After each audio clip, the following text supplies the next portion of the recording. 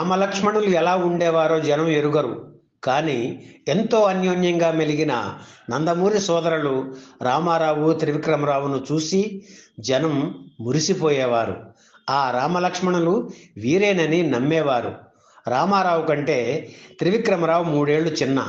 తమ్ముడంటే రామారావుకు ప్రాణం. అలాగే అన్నయ్య అంటే త్రివిక్రమరావుకు అంతులేని అభిమానం.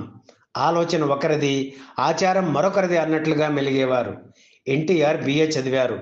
కానీ త్రివిక్రమరావుకు మాత్రం చదువు అబ్బలేదు. చదువుని అశ్రద్ధ చేయవద్దని, బాగా చదువుకుంటే మంచి భవిష్యత్తు ఉంటుందని తరచూ తమ్ముడితో చెబుతుండేవారు రామారావు.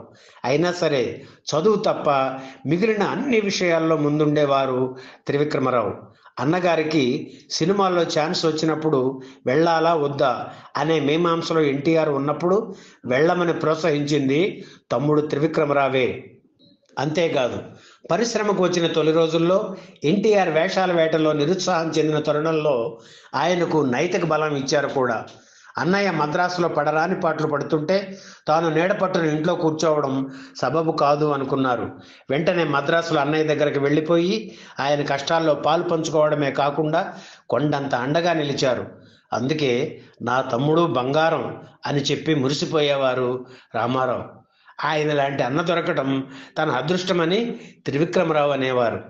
సంపాదన లేని త్రివిక్రమరావుకు పిల్లని ఇవ్వడానికి ఎవరు ముందుకు రాని తరుణంలో ఆస్తిలో తన వంతు వాటాను కూడా తమ్మునికి రాసిచ్చిన ఎన్టీఆర్ ఔన్నత్యాన్ని అప్పట్లో గొప్పగా చెప్పుకునేవారు.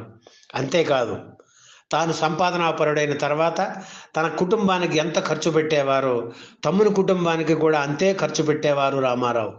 విజయ సంస్థ ఒప్పంద పత్రం మీద సంతకం చేసే ముందు తమ్ముడితో చర్చించారు. ఈ సంస్థ నిర్మించే 4 చిత్రాలకు కాకలు తీరిన 4 దర్శకులను ఎన్నుకుంది. ఆ 4 చిత్రాల్లో నటించాక కూడా నేను స్టార్ని కాలేకపోతే నాకు అదృష్టం లేదనుకోవచ్చు అన్నారు. అన్న ఆలోచనని త్రివిక్రమరావు బలపరిచి ఒప్పందం చేసుకోమని చెప్పారు. తమ్ముణ్ణి నిర్మాతగా చూడాలని 1952లో నేషనల్ ఆర్ట్స్ సంస్థను ప్రారంభించి పిచ్చి పుల్లయ్య చిత్రం నిర్మించారు. వేషాలు రాక ఇంటికి తిరిగి వెళ్ళిపోదాం అనుకుంటున్న గుమ్మడిని పిలిచి పిచ్చి పుల్లయ్యలో విలన్ వేషం చేయించారు రామారావు. 1952లోనే రాయలసీమ కరువు నివారణ నిధి సేకరణ కోసం నిర్వహించిన కార్యక్రమంలో త్రివిక్రమరావు చురుకుగా పాల్గొన్నారు. 1954లో తోడు దొంగల చిత్రాన్ని నిర్మించారు. అప్పట్లో ఆ సినిమా ఓ ప్రయోగం అని చెప్పాలి. ఎందుకంటే రామారావు అందచందాలకు అందరూ నీరాజనాలు పడుతున్న రోజులవి. కానీ తనకున్న ఇమేజ్కు భిన్నంగా తోడు దొంగలలో ముసలి వేషం వేశారు రామారావు. ఆ సినిమా కూడా దెబ్బతిన్నది. దాంతో త్రివిక్రమరావులో పట్టుదల పెరిగింది. హిట్ సినిమా తీయాలని శ్రమించి జయసింహ తీశారు.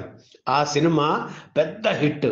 ఇక అక్కడి నుంచి అన్నదమ్ములకు అన్ని విజయాలే.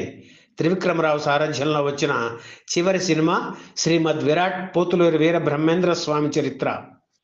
ఆ రోజుల్లో త్రివిక్రమరావు ఓ కథను ఓకే చేశారంటే ఇక ఎలాంటి సందేహాలు లేకుండా చిత్ర నిర్మాణం చేపట్టవచ్చు అనే నమ్మకం దర్శక నిర్మాతల్లో ఉండేది.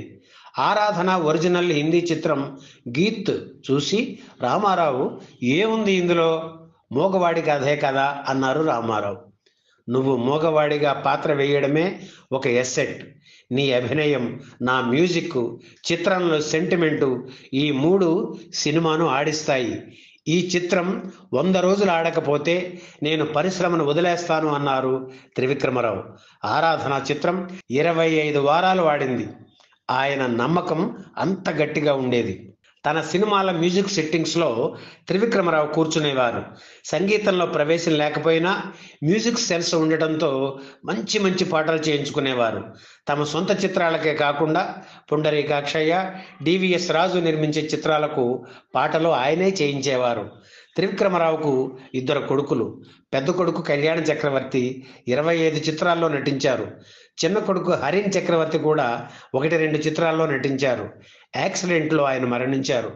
విజయవాడలో కళ్యాణ చక్రవర్తి పేరుతో ఓ థియేటర్ నిర్మించారు త్రివిక్రమరావు.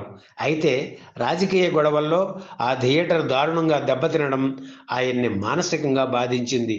ఆ తర్వాత హరిన్ చక్రవర్తి ఆకస్మిక మరణం, భార్య లక్ష్మీబాయి కన్నుమూయడం, ఇలా వరుస సంఘటనలతో త్రివిక్రమరావు ఆరోగ్యం దెబ్బతిన్నది. ఎన్టీఆర్ 73వ ఏట 1996లో కన్నుమూశారు. త్రివిక్రమరావు కూడా తన 73వ ఏట 1998 సెప్టెంబర్ 13న చెన్నైలో గుండెపోటుతో మరణించారు.